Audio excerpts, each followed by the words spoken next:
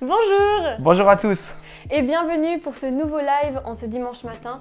On est super heureux de pouvoir vous retrouver dimanche après dimanche et on espère que vous vous portez bien chez vous, malgré le froid qui arrive dehors aussi, que toute votre famille va bien, que vous prenez du bon temps aussi. Et ce matin, je ne suis pas toute seule pour vous faire un peu la présentation. Je suis accompagnée de Dylan, un nouvel acolyte qui est parmi nous ce matin. Merci Zoé. Donc j'ai le plaisir de vivre cette célébration aujourd'hui et malheureusement vous allez me voir un peu souvent. Malheureusement, je ne sais pas. En tout cas, moi j'ai beaucoup de plaisir à pouvoir passer ce moment avec toi, Dylan. Et Tu sais quel jour on est aujourd'hui? mais dis-moi tout, Dylan. J'ai quelques indices dans le décor, mais en tout cas. On est le 29 novembre. Le 29 novembre, le premier dimanche de l'Avent. Wow. C'est trop cool. C'est magnifique. Et qu'est-ce qu'on a pour le premier dimanche de l'Avent? Mais il me semble qu'on a un petit indice sur cette table. Je ne sais pas si chez vous, vous avez aussi sorti les bougies, les décos de Noël gentiment. Mais du coup, ce matin, on se disait qu'on va pouvoir allumer tous ensemble la première bougie parce que c'est un symbole qui est quand même très important. Et voilà. En cette période, je vais essayer de ne pas faire tout cramer. Et donc, on a le plaisir de pouvoir allumer cette première bougie parce qu'on a plus que 3-4 dimanches avant Noël, qui est une période juste tellement incroyable. Magnifique. Et toi, Dylan, qu'est-ce que tu aimes durant cette période de Noël? Alors, ce que je préfère durant cette période de Noël, c'est surtout confectionner des biscuits, Oh, oui. bon, principalement les manger, hein, et puis tout cet esprit de Noël, ces moments en famille qu'on peut passer, mais surtout les cadeaux qu'on reçoit aussi à Ouais. Noël. Là. Et toi, qu'est-ce que tu préfères à Noël? Ce que j'aime bien, c'est vraiment juste le temps de passer, de retrouver des gens aussi qu'on croise peut-être que peu durant l'année, des fêtes de famille aussi.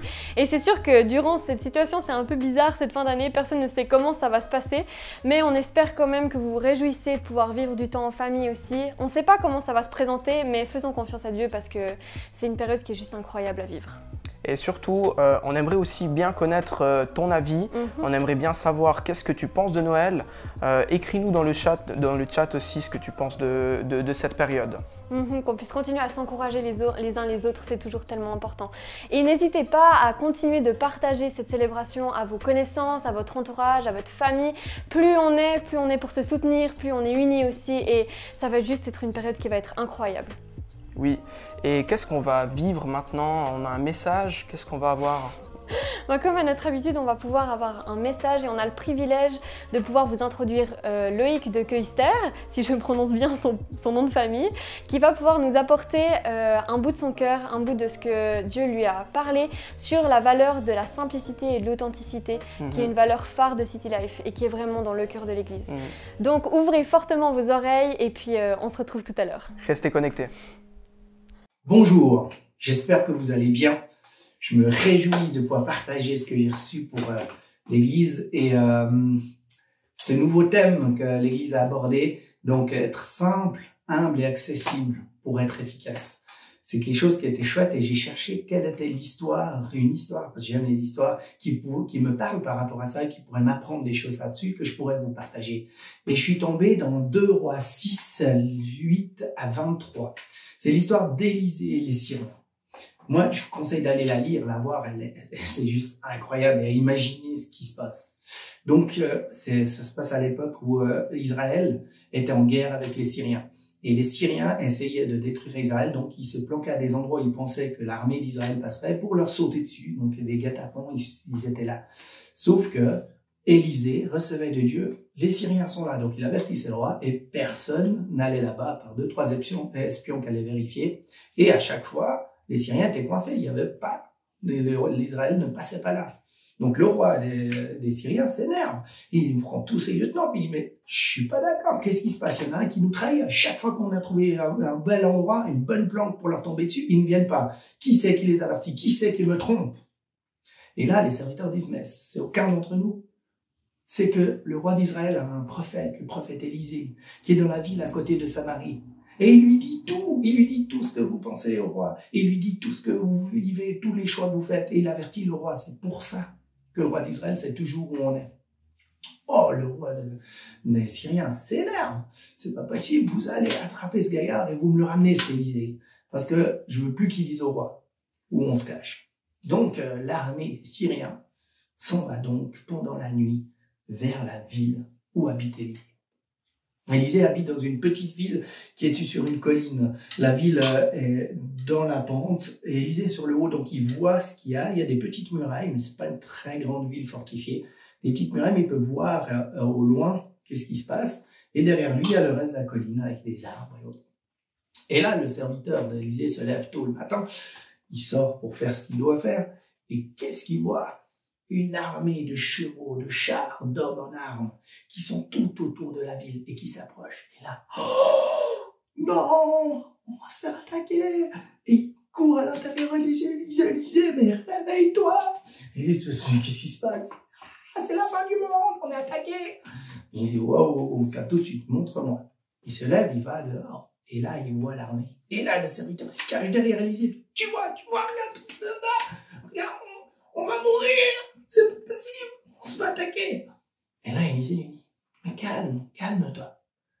Ben, je peux pas. T'as vu ça? J'ai peur. Ça me dépasse. Je peux pas me calmer. Regarde. Et là, Élisée lui dit, tranquille, ceux qui sont avec nous sont plus nombreux que ceux qui sont avec eux. Et c'est là que le serviteur...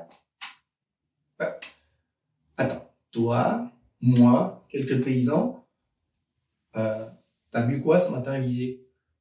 Parce que là, je vois pas plus nombreux, on est deux contre tout le monde. Ça va pas, si en plus Élisée a perdu la tête, oh là là! Et le serviteur commence à paniquer. Élisée dit, Seigneur, ouvre les yeux de mon serviteur. Et là, tout d'un coup, il entend du bruit, il se retourne, le serviteur, et qu'est-ce qu'il voit derrière eux sur la colline? Des chars et des chevaux de feu avec les armées célestes qui sont prêtes au combat. Wow! Et ça recouvre mais toute la colline, les abords, les collines à côté, ils sont autour de l'armée des Syriens. Et là, le serviteur dit, wow! Ah ouais! Oh ouais, mais là, on a gagné! Là, il n'y a pas de risque. Il fallait montrer ça tout de suite. Et là, il est rassuré. Et à ce moment, on voit l'armée des Syriens qui approche. Et là, Élisée lui dit, mais écoute, viens, on va à leur rencontre. Ok. Et en allant à leur rencontre, Élisée prie et dit, Dieu, frappe d'aveuglement tous ces gens, toute cette armée, qui ne voient plus rien, qui aient les yeux fermés. Et à ce moment-là, toute l'armée perd la vue. Tous les Syriens sont là, mais qu'est-ce qui se passe? Qu'est-ce qui se passe? Et là, il sort de la ville, Élisée, et leur dit, vous cherchez qui? Oh, on cherche le prophète Élisée. Et là, Élisée leur dit, bah, venez, je vais vous amener vers lui. Et il les amène, ils se tiennent tous à la queue par la main, ils se tiennent avec leurs chevaux, et ils vont en direction de Samarie, une grande ville fortifiée où habite le roi d'Israël. Et là, en arrivant, Élisée fait ouvrir les portes, et toute cette armée des Syriens rentre dans la ville. Et ensuite, il ferme les portes derrière. Et là, sur les murailles, sont les Israélites avec des arcs, des épées, des soldats sont bas, et ils entourent tous l'armée des Syriens. Et là, il y en a notre Élisée qui prie, ouvre les yeux de ses ennemis. Et les yeux s'ouvrent, et ils sont là, oh, non, on est dans Samarie, non, on va mourir, ils vont nous tuer. Alors ils lâchent leurs armes, ok, on se rend. Et là, le roi d'Israël regarde Élisée et dit, trop bien, tu les as tous amenés là, on va tous les liquider. Ils ont été tellement méchants, ils nous pourrissent la vie. Et là, Élisée lui dit, non, stop. Tu leur donnes à manger, tu leur donnes à boire, et ensuite tu les laisses rentrer chez toi. C'est ce qu'a fait le roi, et suite à ça, il y a eu toute une période de paix qui a suivi là-dessus. Temporaire, vu que quelques années après, c'est reparti en guerre, mais pendant un temps, il y a eu la paix grâce à cette attitude. Pourquoi je vous raconte cette histoire? Parce que si on prend l'idée du serviteur, on doit être humble, reconnaître nos qualités et nos défauts, nos faiblesses et nos forces. Quand on est, pour les enfants à l'école, pour les ados en apprentissage, ça peut être aussi aux collègues, pour les adultes, à la maison, quelqu'un qui a peur ou quelqu'un qui ne sait pas faire quelque chose, si c'est nous, ayons cette capacité d'aller vers quelqu'un d'autre qui connaît bien ou qui n'a pas peur ou qui peut nous aider. Quelqu'un qu'on voit que sur ce terrain-là où nous on a peur ou sur ce terrain où on n'arrive pas, lui se débrouille bien. Ayons cette humilité de dire je vais aller demander de l'aide, je vais aller vers cette personne. Et c'est pas parce que je suis chrétien que je dois tout réussir. Il y a des choses que je peux pas, j'ai besoin de l'aide des autres. Et puis Dieu a prévu qu'on soit plusieurs pour pouvoir s'aider les uns les autres. Ensuite, accessible. Si on prend la place d'Élisée, Élisée, quand ton serviteur vient, il dit « Ah, j'ai peur, j'ai peur, j'ai peur !» Il dit « Ça suffit, quoi. Pourquoi t'as peur? T'es croyant, quoi. Tu crois pas que Dieu, il est là pour toi. Arrête. T'es un idiot, c'est pas possible. » Ou bien, il écoute, puis il est accessible en disant « Écoute, viens, je t'écoute. Qu'est-ce qui se passe? » « Ah, il y a des armées, on va mourir, ça va faire du monde. » Tranquille. Je peux pas être tranquille, je panique. Ok, je vais prier pour toi pour que tu comprennes pourquoi j'ai la paix. Et là, il va prier pour le serviteur. La même chose pour les amis à l'école, pour les amis en dehors, pour la famille, les enfants. Si vous voyez vos parents paniquer, avoir des problèmes, avoir peur, les couples qui vont mal ou autres, vous pouvez prier pour ces situations. Ayez cette écoute et de dire, ok, je vais prier pour. J'écoute les problèmes, je suis pas celui qui peut les régler, mais je peux prier pour. Ça, c'est d'être accessible. Je ne vais pas critiquer l'autre, mais je vais l'aider en priant pour lui. Être simple. Quand ils ont vu l'armée, il y avait l'armée de Dieu et l'armée des Syriens. Élisée aurait très bien pu dire « Go, on attaque !» Et il y aurait eu peut-être des blessés, des morts, des familles qui se retrouvent avec des personnes mortes, donc des veuves et des orphelins. Ça aurait été terrible, tout le monde y aurait perdu d'y avoir une guerre. Mais, au lieu de faire un truc bien compliqué comme ça, tiens, je prie. Avec le lait, je les amène là où ils peuvent rien faire, je prie. Ouvre leurs yeux et ensuite je les bénis. Donc il y a peut-être des gens dans votre entourage, des enfants, des copains, des copines, qui sont des patrons pour les autres, qui sont peut-être pas justes, qui font des choses mauvaises ou injustes envers vous. Eh bien, bénissez-les. Invitez-les peut-être à boire un café, ou invitez-les pour un goûter à la maison, ou offrez-leur un cake que vous aurez pu faire le jour d'avant. Alors qu'eux, ils vous font des choses qui sont pas cool, vous pouvez leur faire des choses qui sont cool. Et ça, à tout âge. Qu'on soit jeune, qu'on soit vieux, on peut vraiment toujours faire quelque chose. Donc moi, je vous encourage à relire cette histoire. Donc dans 2 Rois 6, 8 à 23, Élisée les Syriens, lisez-les, pensez à tout ce qui s'est passé. Il y a eu beaucoup de choses. Et c'est vraiment, moi j'ai raffolé de cette histoire. Je la trouve magnifique. Et puis, si on applique ça, qu'on reste humble, donc on accepte nos défauts et nos qualités, nos forces et nos faiblesses, qu'on reste assez accessible, qu'on est à l'écoute de l'autre, celui qui a peur, celui qui n'est pas bien, on est là et on prie pour lui. Si on est simple, on ne va pas essayer de trouver des solutions compliquées et tout, on va simplement prier. Et bien, le résultat, dans la majorité des cas, normalement, c'est la paix. Un temps où on est bien et les autres vont pas sûrement arrêter d'être mauvais avec vous. Voilà, je vous encourage là-dedans, je prie pour vous, Seigneur, que tu révèles comment être humble, accessible et simple pour être efficace selon ton désir, selon ce que tu as prévu pour nous, dans le nom de Jésus. Amen. Soyez bénis et je vous dis simplement, bon dimanche. Merci Loïc pour ce magnifique message. Et toi qui nous écoutes ce matin, et si tu ne connais pas Jésus, que tu ne sais pas qui c'est, eh ben je t'invite tout simplement à lui demander de se révéler à toi. La Bible nous dit que celui qui croit dans son cœur et qui confesse de sa bouche a la vie éternelle. Qui confesse qui? Qui confesse Jésus.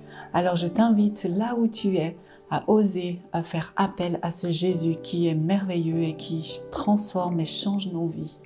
Et de ce fait-là, tu vas faire partie de cette grande famille de Dieu.